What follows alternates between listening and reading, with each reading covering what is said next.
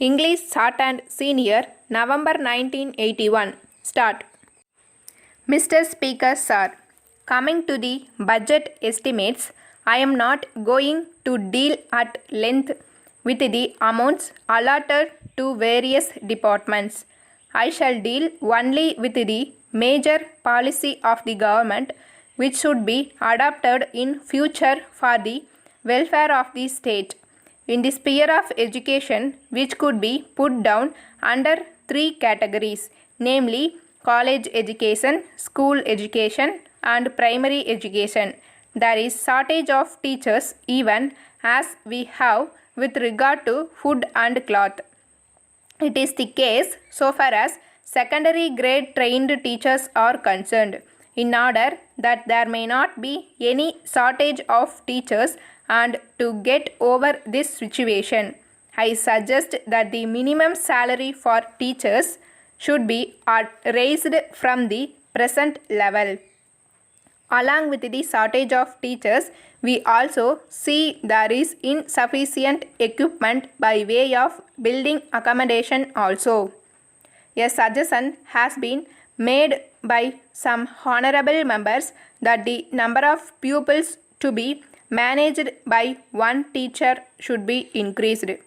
I think the better course would be to introduce the shift system so that another shift of boys might also receive education without constructing new buildings.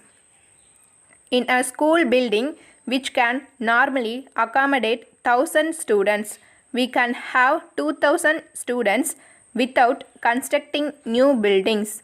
I made mention of this to the Honorable Minister for Education also, and I hope he will give his consideration to it. If that is adopted, we need not bother about the construction of new buildings immediately. Of course, for permanent institutions, we can construct buildings according to the convenience of the finance of the governments. It may also be noted that the shift system in the matter of education is being adopted in some Western countries also. I wish to say a word about land revenue and agriculture. The river Kaveri is running through my district, Coimbatore, Tiruchi and some other districts. There you have forest lands. Several departmental officers have recommended that these lands may be converted into wetlands. It is capable of producing fine paddy every season.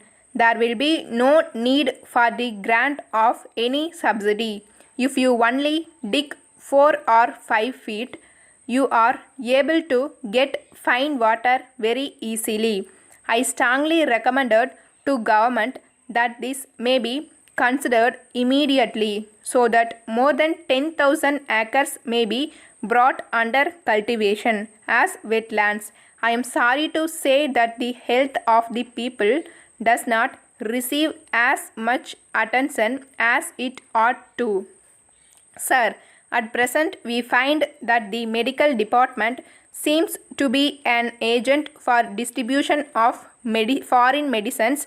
They recommend foreign medicines to everybody without taking into consideration their capacity to buy.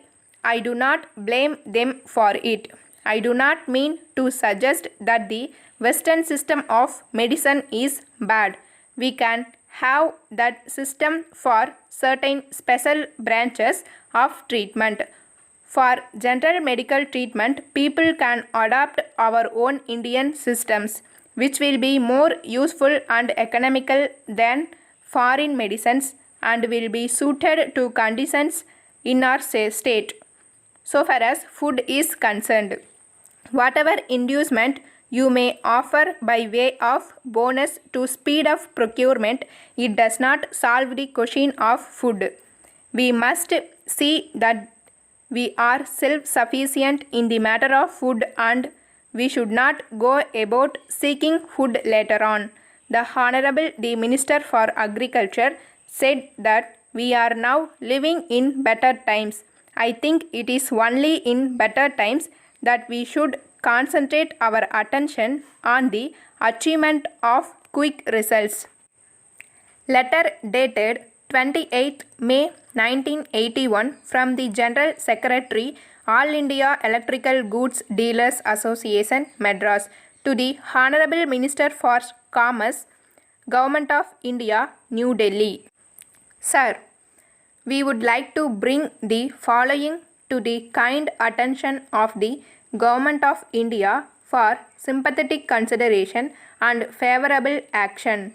It is a matter for regret that the Government of India has not so far decided to lift the ban on import of high power electric motors by the members of the association during the current year.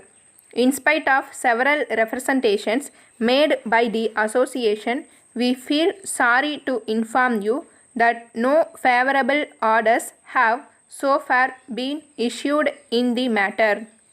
It may be pointed out in this connection that local representation of this machinery is found to be quite inadequate from time to time. Hence, we are of the firm opinion that there is no other alternative except to allow import of this machinery in order to meet the increasing demand and to bring down the prices. It is an established fact that industrialization alone can help to raise the standard of living of the people of a country quickly. In the above circumstances, we earnestly appeal to the Government of India to kindly taken into consideration all aspects of the matter and pass early orders to allow import of this machinery by the members of our association. Thanking you. Yours faithfully. Stop.